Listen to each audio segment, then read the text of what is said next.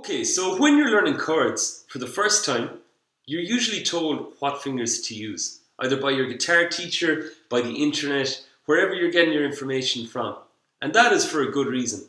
Now today's video is about looking at those common chords you already know and seeing is there any different fingers you can use on them. Now, why would you want to do this? The reason I'm showing this to you today is because when you use different fingers to make chords that you already know, it can really add more options to your playing.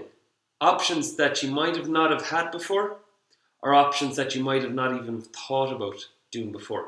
So let me explain. We'd say I pick my A chord.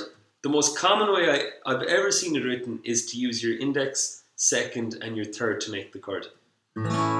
Okay, now that gives you certain options. I'm just going to do a bit of playing it for a second, and you're going to see what I can do with this. So, using these three.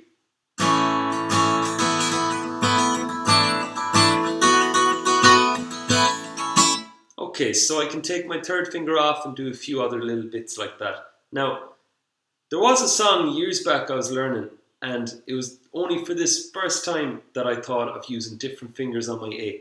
So, if you used these three fingers on your A, your second, your third, and your pinky, you can still do some of the same stuff as before, but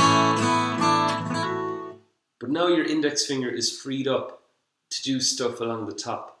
So like, a thing I like to do with my A chord here, using these three fingers, is I have that, then if I get my index and put it on the second fret of the top string, the E string, I get a nice F sharp bass. So I could do something like this. I could go.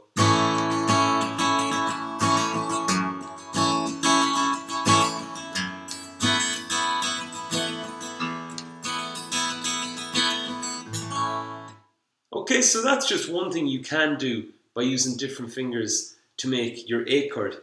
There's so many chords, so many finger combinations.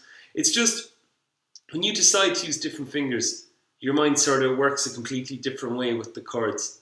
And another good time to use different fingers is when you're changing chords. Sometimes, depending on what chord is coming next, you may choose different fingers on the chord you're currently on. So I'll just demonstrate that. So we'd say if I make my A to my D, I find that's a pretty good finger combination to use. Normal A and D.